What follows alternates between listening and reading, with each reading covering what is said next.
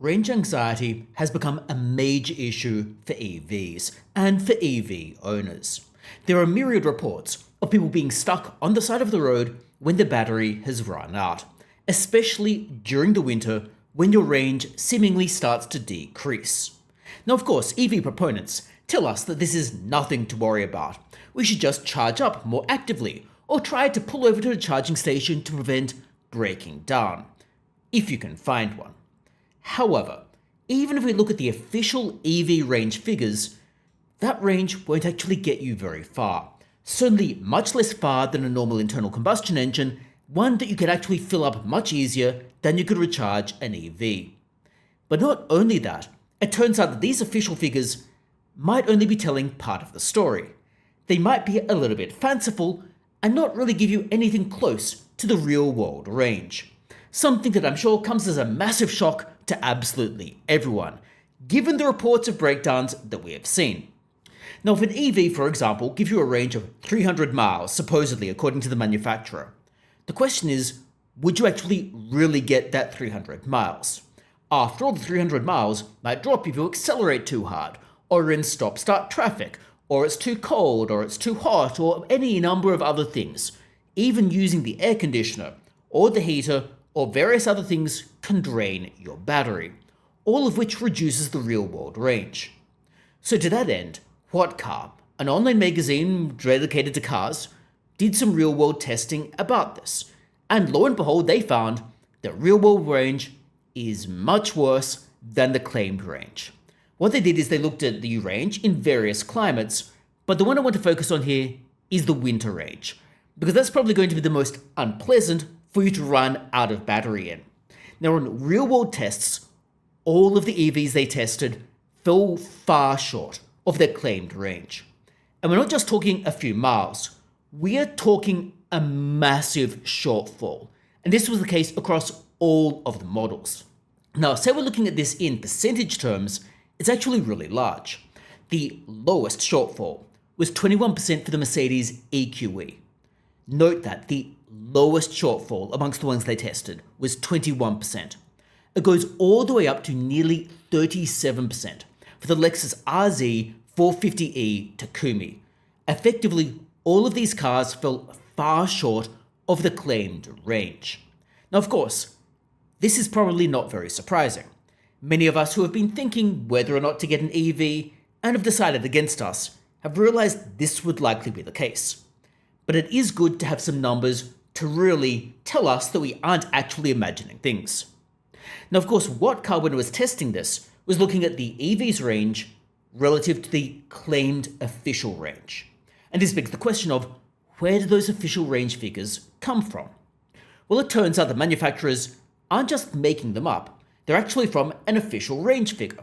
They're from the official Worldwide Harmonized Light Vehicle Test Procedure, or the WLTP for short. This, of course, is the official source of the range figures for these EVs. Now, you might be asking, well, how do they test this range? Because if the test is nonsense, then the figures are going to be nonsense.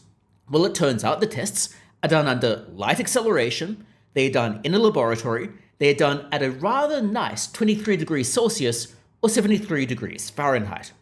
In essence, they're done under perfect conditions. They're not done in a situation where you're in stop-start traffic in the middle of a CBD, which is where a lot of people might be using these cars. They're not done in the winter or in the middle of the summer. They're not done under taxing or difficult conditions. They're done in the best possible scenario. So it was always going to be the case that the range in real-world applications would fall short and that the EVs would be disappointing. It was always going to be the case that there were a degree of fancifulness about the reported official range figures. Now, of course, the manufacturers are using this official WLTP figure, so we do need to cut them a little bit of slack because they report what they're told to report. However, my sympathy goes away a little bit when we think about, well, who is lobbying the WLTP? Where are they coming up with these tests? Who is contributing to these tests? And is it that the manufacturers are contributing to the tests? And it turns out that it's reported that manufacturers have been going along with the tests and actively contributing to the testing procedure. So it's little wonder that the testing procedure is one that is friendly toward the manufacturers. They are hardly going to bring in a test that will make their range look either realistic or just low. They're going to look for the best possible outcome. Now, of course, this is the case across a lot of tests, including for internal combustion engines. The big difference, however, is that with EVs, running out of battery, A, occurs a lot sooner, and also B, is a lot more difficult to deal with given the issues with EV charging infrastructure and the time involved in charging these cars. In essence, it is a much bigger issue when the EV range figures are fanciful than when fuel economy is fanciful, as but one example. The overall picture, therefore, is a deterrent against buying an EV. It's best not to rely on the manufacturer's official figures, and if you can't rely on the official figures, then you need to go and hunt down a real-world figure, which itself relies on going to websites, looking at various different real-world tests, and the like. It becomes a lot more annoying to go and buy an EV, and would obviously be a deterrent. It would deter me from buying these because I wouldn't necessarily know how much range I would genuinely get from my applications. Now, given the large shortfall, this is a genuine concern that people can, will, and should have about EVs. And it's little wonder, therefore, their demand for EVs appears to be decreasing. And issues about range and range anxiety, which are well-founded, might be one of those core reasons. We can obviously see how things such as range anxiety and the skepticism have manifested in sales.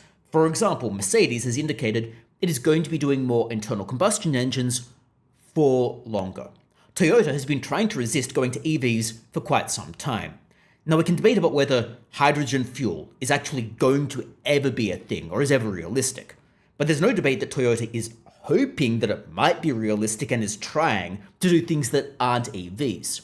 We've seen in the United States, companies like Ford have dramatically scaled back their EV production, and the market was rather happy when they announced they were going to do so. In essence, the manufacturers are seeing that people are concerned. They don't want these vehicles at the moment based on the current state of technology. They don't like the depreciation, they don't like the range anxiety, they don't like the charging and the lack of charging infrastructure, and this has resulted in underwhelming sales, and has therefore resulted in manufacturers moving back away from the EV push. And therefore, ultimately, it will have to result in regulators also pulling back from EVs, because if manufacturers aren't making money on them, they're not going to manufacture them. And if consumers don't want the vehicles, what will happen is people will just buy older and older internal combustion engines and keep those going to avoid having to buy an EV that they don't otherwise actually want to go out and purchase, which itself might ironically be a bit of a sustainability story. But we can see how things like this are absolutely affecting EV sales, as they should. But do let me know your thoughts about EVs, and let me know your thoughts about the real-world range and the range testing in the comments below. And if you're considering getting an EV, would these types of range figures change your mind, or would you go ahead anyway? I'd be interested to hear what you think about this. But for me personally, this would be a bit of a deterrent, because I don't want to have to go and try to charge up somewhere and find a charger when I can't necessarily do that at home myself. But again, let me know your thoughts in the comments below.